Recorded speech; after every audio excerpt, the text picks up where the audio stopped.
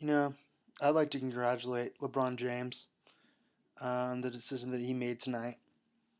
The city of Cleveland is looks like LA after their championship every time. Cars are burning, piles of jerseys into the street burning. Um, and I understand that's a sore subject right now, and they're pissed, and it makes total sense. He really did kind of let down the city of Cleveland by going to Miami. But there's one person that has no right, absolutely no right for what he did tonight, and that is Dan Gilbert. He left a letter on the Cavaliers homepage basically saying that LeBron is a traitor, that LeBron is not a Cleveland Cavalier, that he doesn't deserve to be there anymore, that he's going to have a curse on him, that the Cavs are going to win before Miami does, which is just ridiculous. Um, I'm sorry to the Cavalier fans, but that makes no sense. Um, Miami is stacked now. As hard as it may be to hear that, they are stacked. Um, and there's a couple points with Dan Gilbert that I'd like to point out. Dan Gilbert is running an organization, multi-million dollar organization, and he leaves a letter for the general public to see, showing his lack of business skills, his lack of, really, in lack of a better term, maturity. He seems like a little crybaby right now with what he's posted in the last few hours. He said a couple things, um, like I mentioned before, that LeBron has a curse on him, and that he's taking that curse with him. For someone who's running a multi-million dollar organization, for him to even bring the word curse up is just frankly embarrassing. If you want to talk about a curse, just look in the mirror in the city of Cleveland. Cleveland is definitely not anywhere near a good sports city. One of the worst in the United States. Uh, Besides maybe the Browns having a little bit of success in the past, they have absolutely nothing to their name. Um, and frankly, Dan Gilbert is probably the most ungrateful pig out there because LeBron has done nothing but bring him wins, money, fame to that organization that was absolutely nobody's before LeBron came.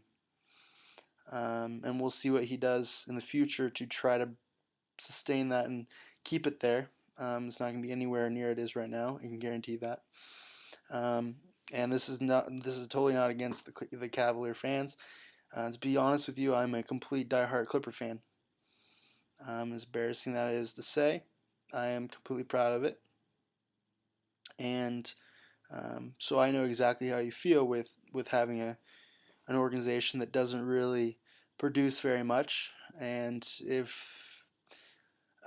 a superstar came to the Clippers and then he left, like LeBron left, I would probably be upset too. But in that same regard, you can't blame LeBron James. Um, he wants to win, and he wants money for his family, for himself. Um, and yeah, the Cavs were giving him money. They were not winning enough. They're a great team. They were winning championships. They were winning games, and more games than any other organization for the last 2 years. But when it came down to it, they couldn't produce when it really mattered. Um, Unfortunately, the Lakers won. That's disgusting. But um, Dan Gilbert really has no room to talk with how much LeBron has given him and his organization. Just be grateful for what he's given you. Um, and Dan Gilbert was not getting the job done enough. And LeBron was there for 7 years and no championship. You can't blame LeBron for going to Miami. Um, and just look at Dan Gilbert. He looks like a crook. And why would anyone want to work under someone who throws you under the bus when you make a decision for you, your family, and your future? and what LeBron has worked for. Think about how hard LeBron has worked his whole life, his entire life. He's slaved to be the complete package that he is right now, and he has all the right in the world to say, I'm not necessarily happy here anymore, and I would like to check out my options, and if my options are better than where I'm at right now, I'm gonna go, and that's exactly what he did. And because he's worked so hard his whole life, you can't blame him for wanting to go to Miami or another organization that will produce wins and produce championships. Now, we'll that's yet to be seen, championships from Miami, but like I said in the beginning of the video, they're stacked. And if you have Dwayne Wade and Chris Bosh sitting there saying, "Come on down, we can be the next Boston, the next three-peat, the triple threat that Boston brought out and won a championship their first year." And you can't blame him for saying, that's pretty enticing, and that's exactly what he did. And so you can't blame LeBron for the decision that he made. Um, and really, Dan Gilbert is an idiot, and I really have no respect for the man at all. And that's coming from a Clipper fan who Donald Sterling is probably the worst owner that has ever owned an NBA team. And so I understand completely what it is like to have someone who um, shows potential in owning a team and managing a team and making decisions. But for him to go on and put a letter like that on, for the world to see, really is just showing his character and him as a person. And I think that the Cavs fans have much reason to be upset.